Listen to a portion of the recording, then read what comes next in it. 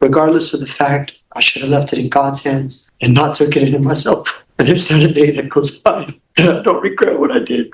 I put my whole family and my wife through hardship, whether it be me dying, me being disabled, or whatever it is.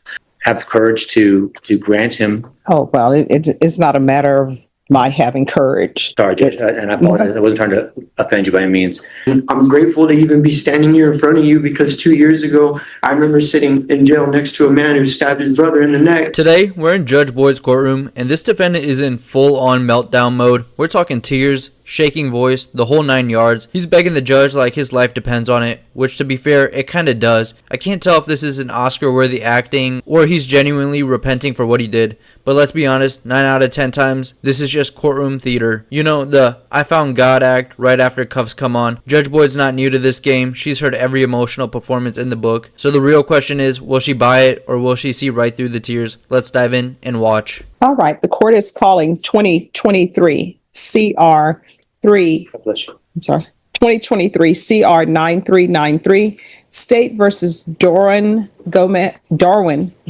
Jr. Could I have parties announced? Megan Galloway for the state.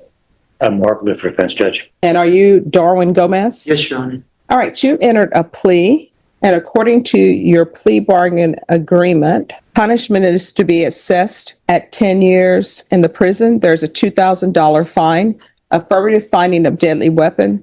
The state is opposed to your application of deferred adjudication, and there's to be restitution, if any, to the complainant. Have both parties had a chance to review the PSI report? Yes, Your Honor. Any objections to the PSI report by any party? Not from defense, Judge. All right, and are there any witnesses? No, Judge. We provided the court with a packet and then argument. All right, and so state any objections to the court reviewing the packet? No, never. All right, so if I could have that back. It happened a month after. The truth, so help you God. Yes, Your Honor. All right, you can lower your hand. Is there something you wish to say? Completely regret everything that I ever did in regards to that, Your Honor. I was entirely in fear for my life, but regardless of the fact, I should have left it in God's hands and not took it into myself. And there's not a day that goes by that I don't regret what I did. I put my whole family and my wife through hardship. I never meant to do that. They all rely on me a great deal. A lot of people do. And the incident happened a month after I had just gotten married. So the biggest thing for me being fearful at that moment, I was not justified. I should have just left it in God's hands. I feel like a fool. But I'm grateful to the Lord because I've gotten closer with Christ since the incidents happened. But I feel terrible. I feel terrible about everything that had happened in that incident. And I don't ever want to do that, anything like that again. I have no firearms any longer. I don't have any intentions of going back to my lifestyle. I'm with the IBEW Local 60 Union now, ma'am, and I'm working to get my journeyman's license. And the past couple of months, I've been working on leaving San Antonio, Texas, to go to Bigfoot, Texas, to be in the countryside. And I don't plan on ever going back to doing anything near like that again. And in the instance that something does happen like that, I will happily leave it in God's hands. Whether it be me dying, me being disabled, or whatever it is. But I don't ever want my wife to be fearful, to be without me or my mother, and not think that I can raise my siblings or help my siblings. And it's not an excuse, Your Honor, but I want you to know that there's not a night that goes by that I don't think about the man and about what I did. I want you to know that from the bottom of my heart. State, any questions? All right, and State, have you had a chance to review the packet? All right, and State, are you still proceeding with the plea? Yes, sir. All right. Yikes, this guy's staring down the barrel of 10 years behind bars, and the pressure's clearly cracking him open. He's crying harder than a kid who just lost recess, pleading that he's changed, that he's found God, and he's ready to turn his life around. And look, faith is great, but it's not a get-out-of-jail-free card. You can't just commit a crime, cry about it later, and expect redemption to show up in your sentencing memo. I'll give him credit though, he's pouring his soul into this performance. If acting were admissible evidence, he might actually walk. I've seen people fake remorse before, but this guy's going for the emotional gold medal. The courtroom's quiet, but everyone's thinking the same thing. Is this sincere or just strategic? Honestly, I'm leaning towards strategic. You can almost feel him fishing for sympathy, hoping Judge Boyd's heart outweighs her sense of justice. But I've got to admit though, even I can't tell if I found that moving or just straight up embarrassing. All right, state. Judge, just given the evidence on stipulated 2-year opposed and the offsite denied not. All right, defense. Briefly, Judge, a couple of things. Without sounding cheesy, but for the grace of God, I mean, choosing to discharge a firearm, whether he hit somebody, missed somebody, or God forbid took a life, is literally but for the grace of God. And I think the minimization is the fact that he believed, rightfully or wrongfully so, that a road rage incident was going on. And that's why, that's probably after hearing him talk now, because like I said, our conversations were always like he did right now, which he was remorse for it. What I can say is this: the complainant, as you can see in the PSI, leaves it to you. He's not asking for prison. He just wants to ensure two things. One, he would like to get, I think he's out $6,300 that he lost with regards to his hospitalization and treatment. And he wants to ensure that nothing like this ever happens again with the defendant, Judge. And so starting from that, what I can tell you is this, is that in a perfect world, this never would have happened. The only positive I can say, and it sounds like a cheesy defense lawyer saying, but I've been doing this for almost 20 years, and I can say that I have, from the very first meeting with Mr. Gomez to now, I have seen not only the words of genuine remorse, but the actions to show that he's actually taking steps to change his behavior, change his actions, to be a productive member of society. When I think of, do I believe that some people deserve to go to prison? Without a doubt. And the question I've always asked myself, I've never had the honor or the privilege or the burden of sitting in your seat, but I always ask myself, is society better served with the person behind bars or the person continuing to be a productive member? In Mr. Gomez's case, he has gotten a great job, and a great job isn't a reason to keep someone out in and of itself, but he does have a good job. He's an electrical apprentice working on his way to a journeyman. He's currently earning almost $5,000 a month, and he has a lot of progress within the company and within vertical moving. With regards to his views of what happened that night, the choice he made was obviously the wrong one and a dangerous one. The smart thing would have been to have called 911. Unfortunately, playing Monday morning quarterback, Judge, is not something that we had the luxury of going back and changing it. But his actions while on bond, with employment, with his family. So sorry. The PSI, when it did the evaluation, did say that he is a low to moderate risk, and they confirmed that he has a very strong and a very large support network of both family, friends, and colleagues.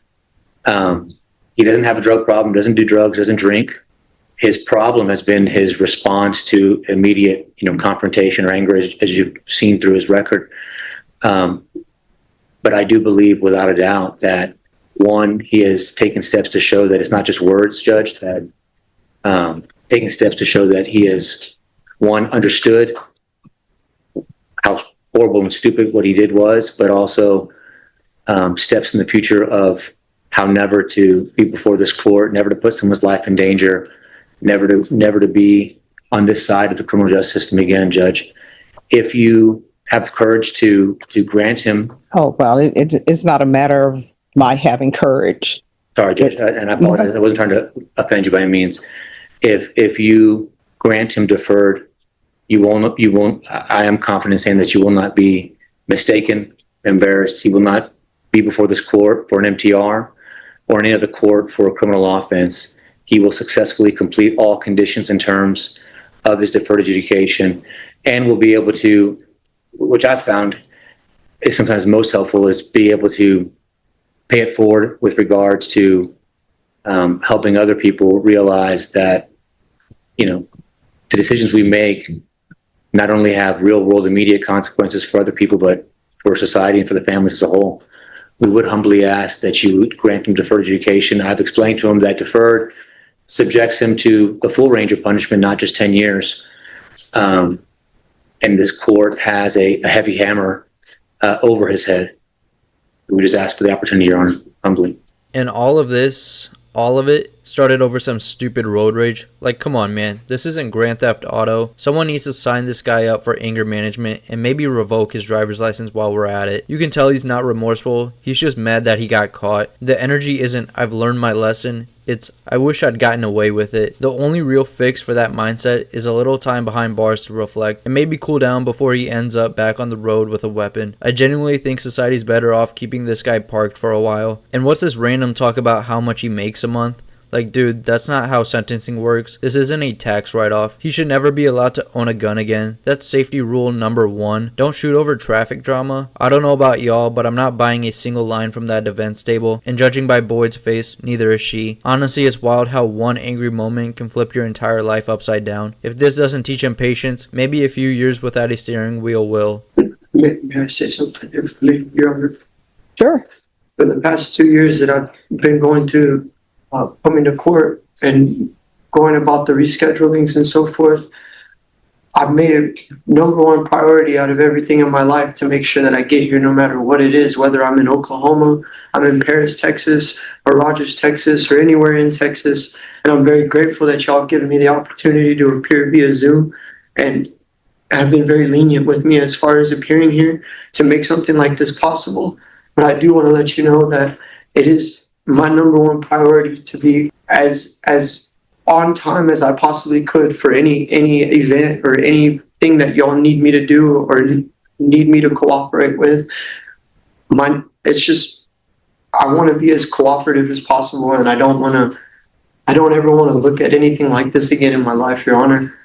And I'm grateful to even be standing here in front of you because 2 years ago, I remember sitting in jail next to a man who stabbed his brother in the neck. And I thought that was it. That was my last opportunity to even see the outside world. And for this past 2 years, I've seen miracle after miracle after miracle. And I've met so many people that I never thought I'd meet and seen so much that I never thought I'd seen. So I do want to let you know that I am a man of my word. And it's all I have. And I plan on staying and sticking to it no matter what. All right. So here, we can go off the record. Here's the court's question. Let me just tell you, sometimes I think out loud. Sometimes what I'm thinking out loud, these are just thoughts. Sometimes it's hard to send somebody to prison when you see that they changed their life, but they've done something bad. And so with you, I'm balancing what you've done. I'm balancing where you are now. I'm balancing your age. I'm balancing, the complaint. I will tell you this, the complainant in this case did you a solid because there are some complainants who would say, I want him underneath the prison. And so what I can tell you in this is what the complainant is saying. And I'm not saying I'm going to lean one way or not, but the complainant says they're out of pocket. Where is this? This is the time where you need one of those sticky things to turn pages. Your Honor, I'm not a... So the complainant says they're out of pocket $6,136.20. And what I can tell you is normally when people say they lost this amount from work, I'm like, I'm not allowed to legally give that. But he says he lost a week's pay. That's $1,096.16. And he says his vehicle is still impounded. I don't know if his vehicle is still impounded or not. I don't know how to check on that. But he's saying that vehicle is valued at $8,000. So if you add the approximately $6,000 plus the $1,000 out of work and the $8,000, that leaves a restitution amount of $15,232.36. Now, what I can tell you is I will think about this, but you probably need to speak with the state and speak with your defense attorney about this restitution amount, because it appears that's a majority of the complainant's concern. I'll take care of him, Your Honor. Well, no. You want to talk to your attorney about this, because what I'm telling you, this is what I've discovered in my time on the planet. Yes, Your Honor. Everybody says they're going to do certain things. Everybody said they're going to pay a certain amount. And then you know what ends up happening? They're on probation. They're supposed to pay a certain amount and then they don't pay it. And if there's a motion to revoke filed and it's over fees, I can't send somebody to prison for not paying money if they establish that they are unable to afford it.